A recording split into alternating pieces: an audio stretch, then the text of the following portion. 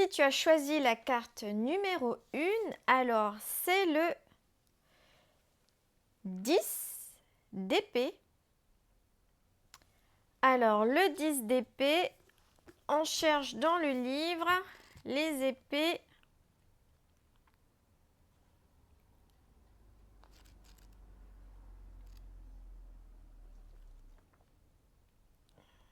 Le 10 d'épée. Hop. Alors, le 10 d'épée. Dans une lecture transgénérationnelle, c'est la... Alors, mince.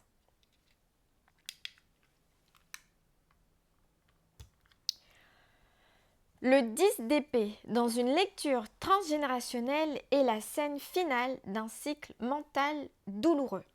C'est la carte du trop-plein, du moment où la parole, la pensée, la loyauté, la mémoire sont devenues des épées plantées dans le dos. Ici, on touche l'héritage du sacrifice, de la trahison absolue ou de l'écrasement intérieur souvent vécu par un ou plusieurs membres de la lignée, puis transmis comme une posture existentielle. On est toujours les perdants, la vie est injuste, tu verras, tu finiras par être trahi toi aussi.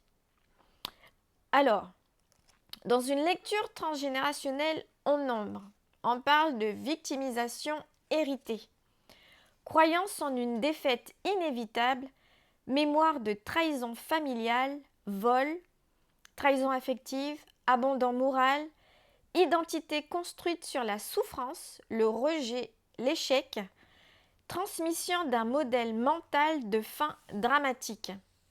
Les mémoires familiales associées. Alors, il se peut qu'il y ait eu un ancêtre qui a été trahi, spolié, déshérité, dénoncé, abandonné.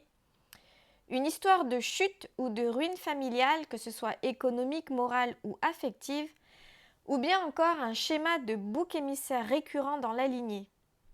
Transmission inconsciente de phrases comme « Tu fais confiance, tu vas tomber de haut, chez nous on n'est pas fait pour réussir, on donne tout et on nous poignarde ».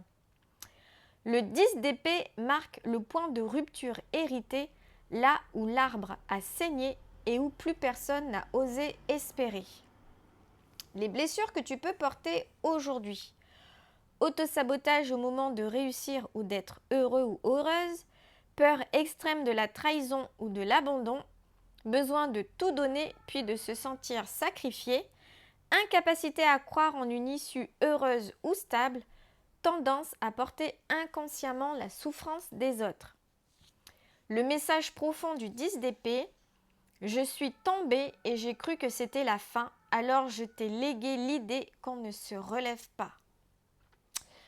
Donc ensuite, vous avez un petit rituel de libération que vous trouverez à la suite de la symbolique en nombre au niveau des blessures transgénérationnelles. Mais après, voilà, vous avez le côté lumineux. Une fois que la blessure est transcendée, vous avez le message sacré du 10 d'épée. Ce qui fut une fin pour moi peut devenir un début pour toi. Tu n'as pas à tomber comme moi.